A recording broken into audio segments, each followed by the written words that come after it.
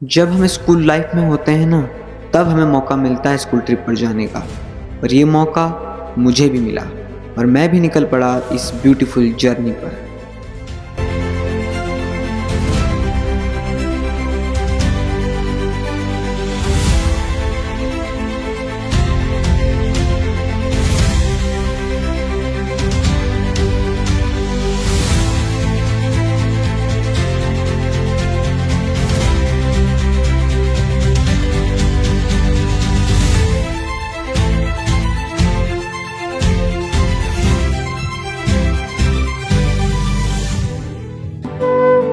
हमारी ट्रिप की शुरुआत होती है रवाई वैली के खूबसूरत टाउन बड़कोट से।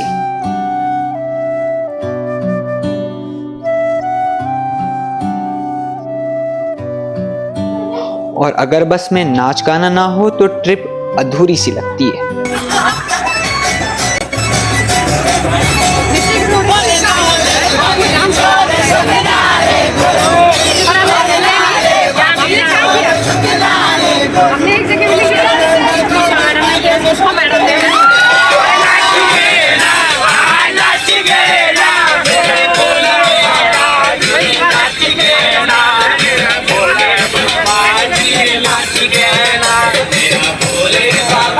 और इस 280 किलोमीटर की मज़ेदार जर्नी के बाद हम पहुंच जाते हैं एक ऐसी जगह जहां हर रास्ता, हर पहाड़, हर नदी एक कहानी कहता है। गुप्त काशी। सी लेवल से लगभग 4300 फीट के एल्टीट्यूड पर बसा ये ब्यूटीफुल टाउन, और इसी टाउन में बितानी थी हमें अगली 3 रातें।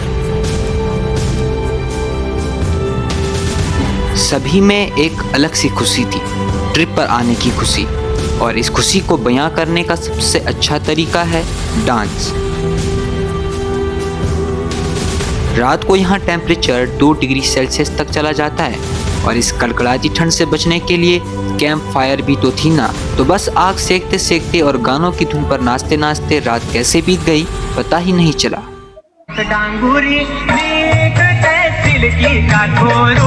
सची पौन पंचाली लीक सिलकी का धोरू, हमें हाथ डांगूरी लीक सिलकी का धोरू। सची पौन पंचाली लीक सिलकी का धोरू, हमें चार बाटा हाथ फल सिलकी का धोरू।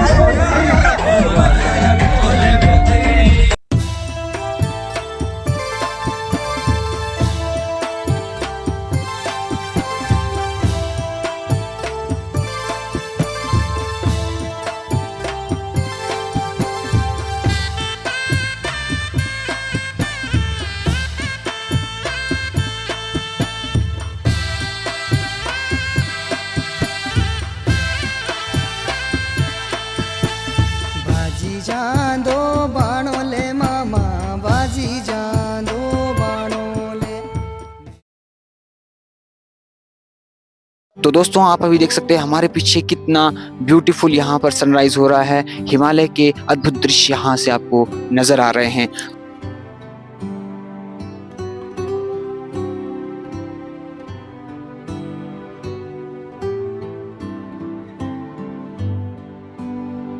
तो दोस्तों, अभी मैं आपको ले चलता हूँ अपने क्लासमेट से मिलवाने, जो कि हमारे साथ टूर पर आ रखे हैं।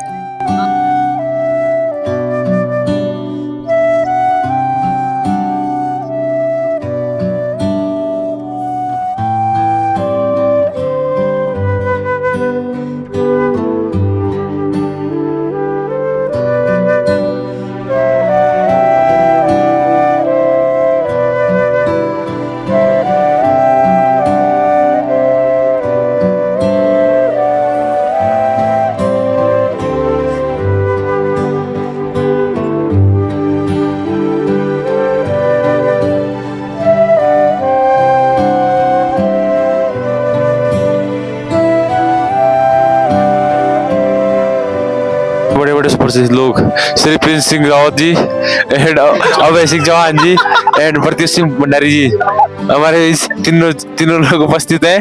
आपको मैम यहाँ पे फील कैसा हो रहा है? बहुत सुंदर। यहाँ पर जो हमारे प्रकृति के नज़ारे हैं बहुत ही सुंदर लग रहे हैं और बहुत ही अच्छा रिजॉर्ट यहाँ पे, बहुत अच्छी व्यवस्था यहाँ पे की गई है और बच्चे बहुत खुश हैं। Thank you ma'am. सर प्रणाम। सर आपको यहाँ पे कैसा फील हो रहा है? बहुत अच्छा, महादेव की नगरी में आके इससे अच्छा फील क्या हो सकता है। महादेव के पास आए ना, पहाड़ों की सुंदरता और महादेव का सानिध्य दोनों मिलना सौभाग्य की बात है। हमारा स्टे था कैंप निर्वाणा में और ये कैंप भी बहुत ही ब्यूटीफुल था।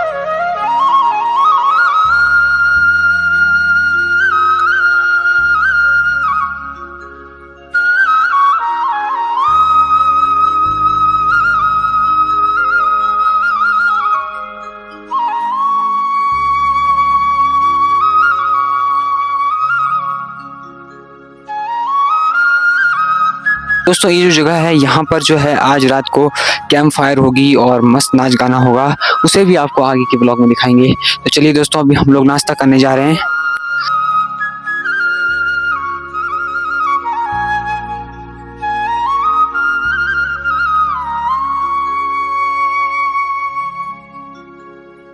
आज हमें बहुत सी जगह घूमने जाना था तो फटाफट ब्रेकफास्ट करने के बाद हम बस में बैठ जाते हैं। तो दोस्तों आज हम जा रहे हैं त्रिजुगी नारायण की ओर और अभी हमारी बस रेडी हो गई है। आज फर्स्टली हम जाने वाले थे त्रिजुगी नारायण टेम्पल। हाँ वही टेम्पल जहां पर भगवान शिव और देवी पार्वती की शादी हुई थी।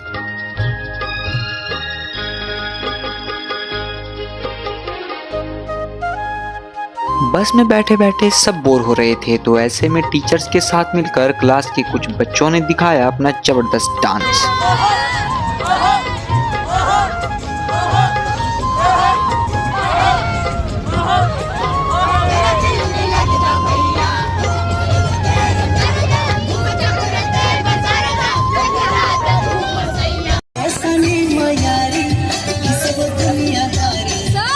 इन लोगों को डांस करता हुआ देख करके मैं भी थिरकने को मजबूर हो गया।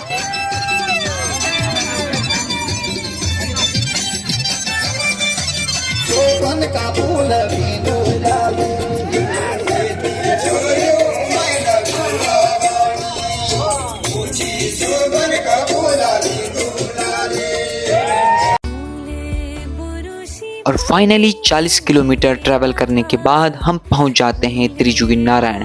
लेकिन यहाँ पर रोड खराब होने के कारण हमें बस को थोड़ा पहले ही रोकना पड़ता है और इसके बाद हमें आगे जाना पड़ता है पैदल। दोस्तों इधर जो है रोड की हालत बहुत ज़्यादा खराब है, आप देख सकते हैं। इधर अभी जो है लगातार काम भी चल रहा है।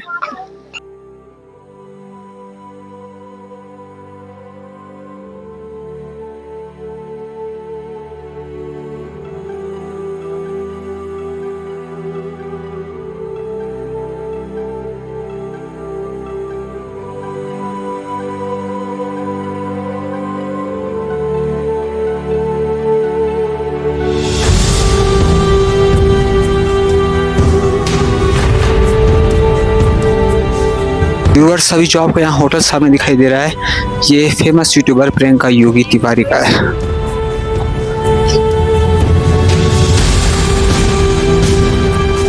और फाइनली थोड़ा सा चलने के बाद हम पहुंच जाते हैं त्रियोगी नारायण मंदिर के पास। दोपहर की गर्म हवा और पहाड़ों से आती एक शांत धुन त्रियोगी नारायण के प्रवेश द्वार पर पहुंचते ही लगा जैसे हम किसी पुरानी दिव्य कहानी के बीच खड़े हों। रास्ते पर चलते हुए हर कदम एक पवित्र अनुभव दे रहा था।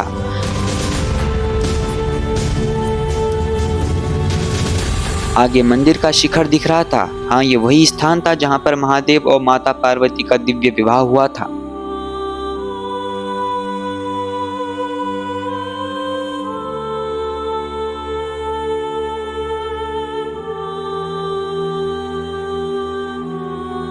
और आप देख सकते हैं हमारे पीछे बड़ा भव्य और दिव्य मंदिर है और अभी हम आपको इस मंदिर के भीतर किस प्रकार से जो है माँ पार्वती और भगवान शिव के कुछ अंश यहाँ पर हैं उसे आपको दिखाएंगे। आगे हमारी नजर पड़ी धर्मशिला पर, वो पवित्र शिला जहां पर्वतराज हिमालय ने मां पार्वती का कन्यादान किया था। पल भर में दिल में एक अजीब सी श्रद्धा भर गई, जैसे हम उसी कन्यादान के दृश्य के गवाह बन गए हों।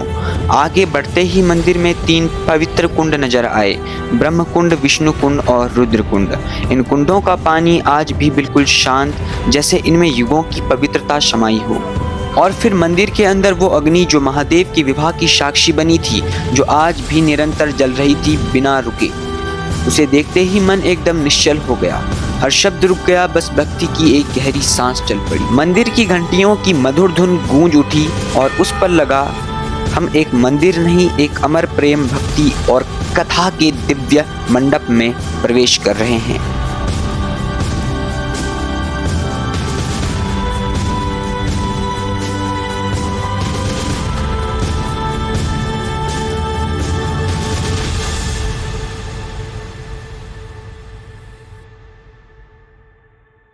राजा मिला था उन्हें यहाँ पर, राजा हिमांचल की पत्नी का नाम था मैना। माता मैना के गर्भ से उन्हें जन्म दिया था। राजा हिमांचल जो थे पर्वतों के राजा थे, इसलिए उन्होंने अपनी पुत्री का नाम पार्वती रखा था। उस टाइम पर आदि गणेश नहीं थे महाराज जी त्रेता युग में, तो भगवान विष्णु जो थे राजा हिमांचल के इष्ट देव थे, तो भगवान विष्णु को साक्षी करके यहीं पर माता पार्वती का कन्यादान हुआ। त्रियुगी नारायण की पवित्र धरती को अंतिम बार देखते हुए हमने मंदिर को प्रणाम किया और एक ऐसे रास्ते पर चल दिए जहां पहाड़ों की शांति अब धीरे धीरे एक रहस्यमयी गुनगुनाहट में बदल रही थी।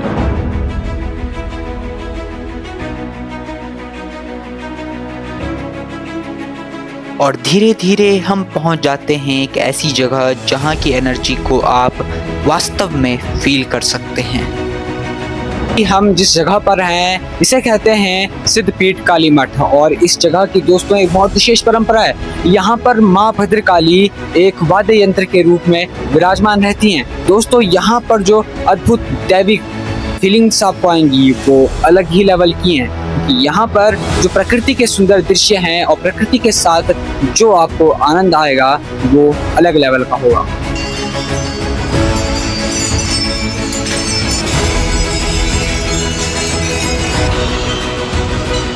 ये सिर्फ एक मंदिर नहीं है, ये वह जगह है जहां डर शौर्य में बदल जाता है और भक्त साधक बन जाता है।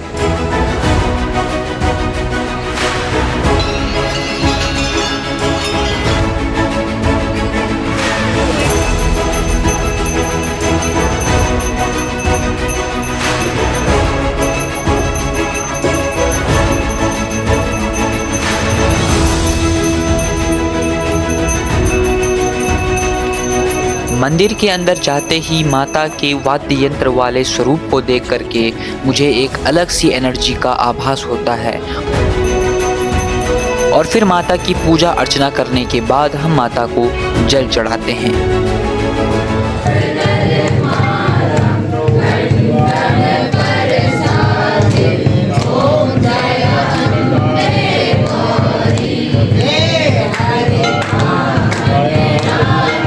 और फिर काली मठ मंदिर में आरती करने के बाद हम निकल जाते हैं गुप्त काशी के काशी विश्वनाथ मंदिर की ओर। डाली डाली फूलों की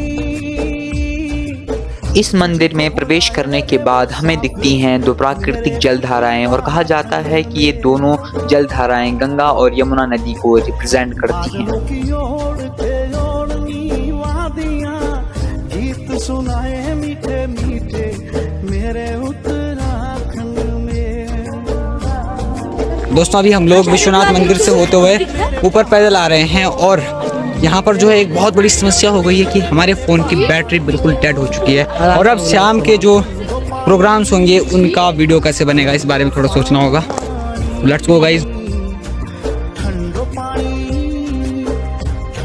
दोस्तों यहाँ से क्या ब्यूटीफुल व्यू आ रहा है भाई चौखंबा का।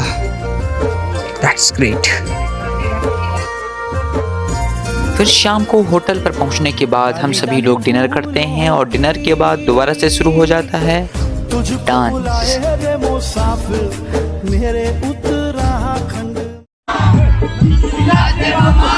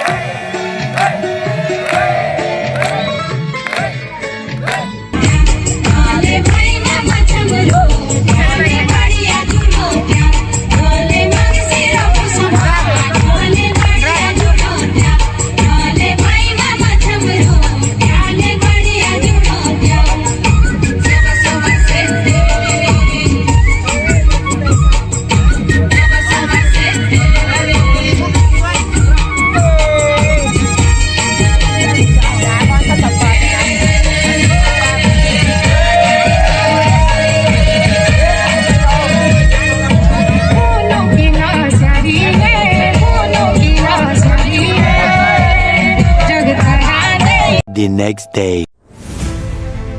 और आज हम जा रहे थे तुंगनाथ चंद्रशिला ट्रैक पर और यहाँ पर बस के अंदर से ही हमें इतने सुंदर नज़ारे देखने को मिल रहे थे। तो सोचिए अगर हम चंद्रशिला पीक पर पहुँचे तो वहाँ पर कितने सुंदर नज़ारे होंगे।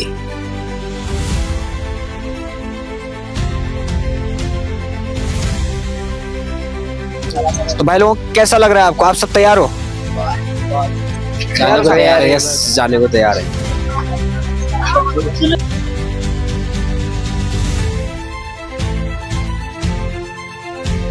तो गाइस अभी हमने तुंगनाथ के लिए ट्रैकिंग शुरू कर दी है और सभी लोग बहुत ज़्यादा एक्साइटेड यहाँ पर नज़र आ रहे हैं। और देखिए हमारे बगल में दिया दी हैं। हमारा ये ब्यूटीफुल सा ट्रैक शुरू होता है चोपता से। वही चोपता जो कि पूरे उत्तराखंड का स्विट्जरलैंड कहलाता है। सर्दियों में यहाँ का टेम्परेचर माइनस में पहुँच जाता है और यहाँ पर 4 से 5 फीट तक बर्फ़ पड़ जाती है।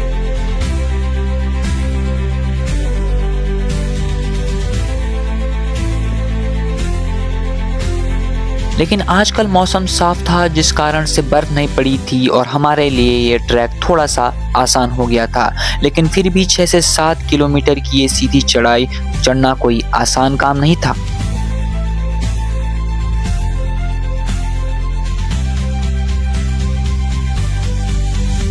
सी लेवल से चंद्रशिला 12,110 फीट के एल्टीट्यूड पर है और इतनी ज़्यादा हाइट होने के कारण यहाँ पर टेम्परेचर और ऑक्सीजन का लेवल दोनों ही बहुत कम हो जाता है। लेकिन इस जगह पर एक ऐसी अनोखी शक्ति छुपी है जो कि हमें हर सिचुएशन में अपनी ओर आकर्षित कर ही लेती है।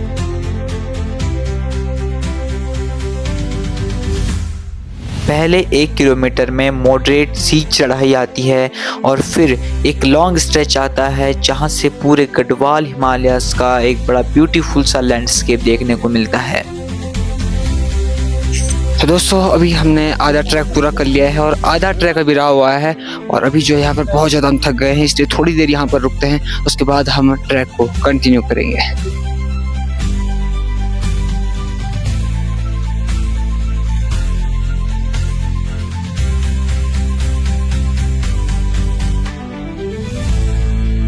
तो दोस्तों रास्ते में आते हुए हमने यहाँ पर कुछ ऐसा देखा जिसे देख करके मुझे बहुत बुरा लग रहा है, क्योंकि यहाँ पर बहुत ज़्यादा जो है प्लास्टिक फेंका गया है, जो कि इस प्रकार के प्राकृतिक स्थल के लिए बिल्कुल भी अच्छा नहीं है, क्योंकि ये प्रकृति को हानि पहुंचाता है। इसलिए आप सभी से अपील है कि जब भी आप ऐसे स्थानों पर आएँ तो इस प्रकार से प्लास्टिक वगैरह को इधर-उधर ना फेंकें।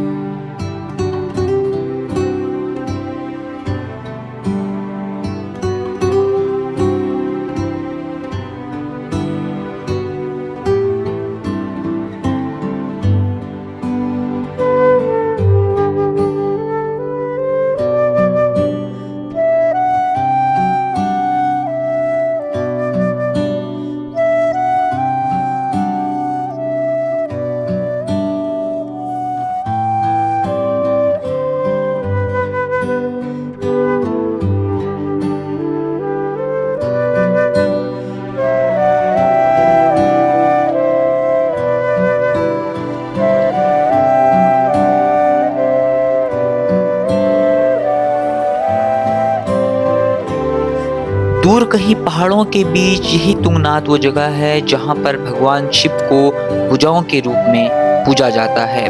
तुंगनाथ पंच केदारों में शामिल है और यह दुनिया का सबसे ऊंचाई पर स्थित शिव मंदिर भी है। तुंगनाथ में पहुंचते ही ये सारे विशालकाय पहाड़ छोटे छोटे लगने लगते हैं, तभी तो तुंगनाथ चंद्रशिला को कहा जाता है the Lord of the peaks.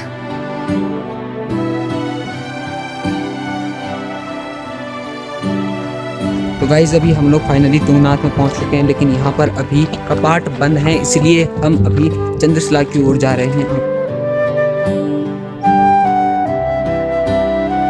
देखो यार तुम भाई, ढलान देखो यार, क्या भयंकर ढलान है। अजय तुम कौन खान चाह रहे हो? यहाँ लगाओ 4x4, यहाँ लगाओ 4x4, वे यहाँ 4x4 लगाओ।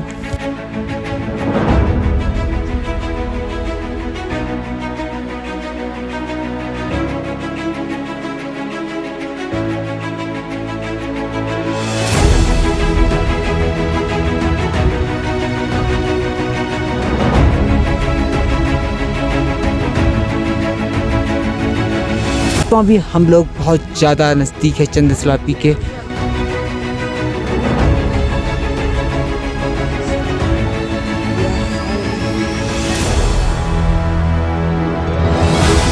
और फाइनली तुंगनाथ से 1 किलोमीटर चलने के बाद हम पहुंच जाते हैं चंद्रशिला पीक पर।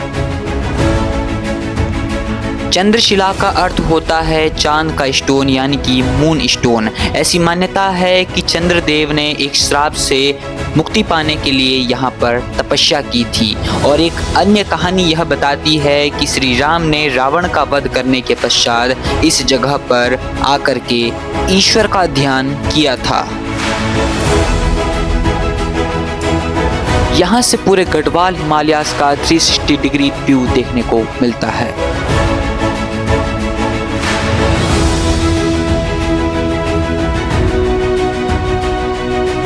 और इस जगह पर आकर वास्तव में फील होता है कि उत्तराखंड को देवभूमि क्यों कहा जाता है।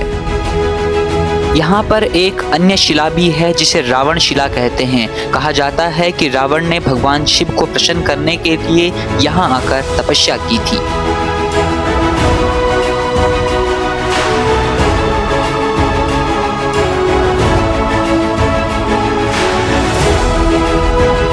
और थोड़ी देर यहाँ रुकने के बाद भगवान शिव को प्रणाम करते हुए हम विदा लेते हैं इस अद्भुत स्थान से।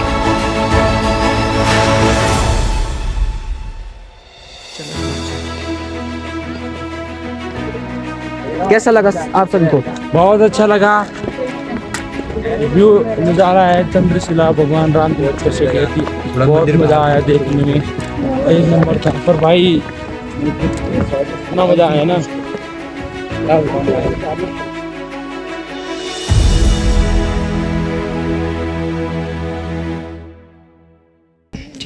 तो दोस्तों फाइनली तुंगनाथ का ट्रैक कंप्लीट होने वाला है और अभी हम लोग रोड पर पहुंचने वाले हैं, लेकिन अभी हम लोग बहुत ज़्यादा थक गए हैं यहाँ पर।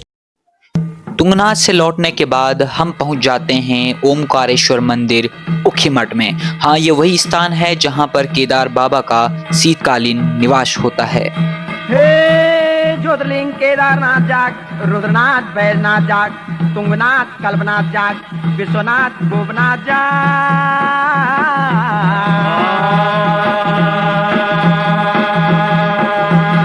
इस मंदिर का निर्माण केदारनाथ मंदिर के समान ही नागर शैली और कत्यूरी शैली में किया गया है, जिसे देखकर ऐसा लगता है जैसे हम केदारनाथ में ही पहुंच गए हों। इस मंदिर को संपूर्ण पंच केदार धाम भी कहा जाता है, क्योंकि इस मंदिर में हमें पांचों केदारों के दर्शन एक साथ हो जाते हैं।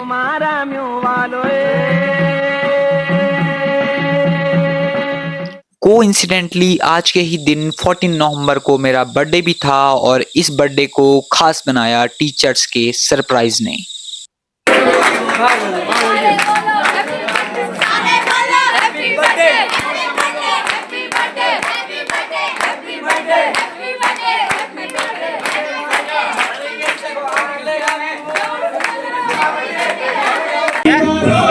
सबसे पहले मैं पहुंचा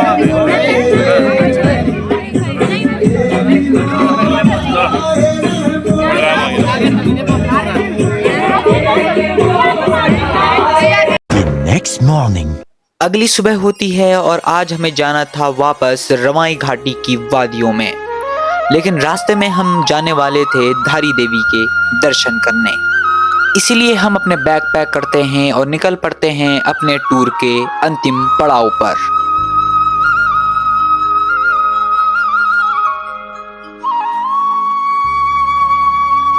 अलकनंदा के किनारे श्रीनगर पहुंचते ही हमें दर्शन होते हैं मां धारी देवी के। ये वही देवी हैं जिन्हें मां काली का अवतार और गढ़वाल क्षेत्र की संरक्षक देवी माना जाता है। यह मंदिर अपने चमत्कारी प्रभावों के लिए जाना जाता है। इसमें देवी की मूर्ति का दिन में 3 बार रूप बदलना शामिल है। सुबह एक बालिका, दोपहर में युवती और शाम को एक वृद्धा के रूप में। बहुत से लोगों का मानना है कि 2013 की केदारनाथ आपदा का कारण मां धारी देवी का क्रोध ही था। मां धारी देवी को चारों धामों का रक्षक माना जाता है। 16 जून 2013 को जब एक डैम प्रोजेक्ट के लिए मां धारी देवी की मूर्ति को मंदिर से प्रतिस्थापित किया गया, तो उसी रात केदारनाथ में भयंकर आपदा आई थी।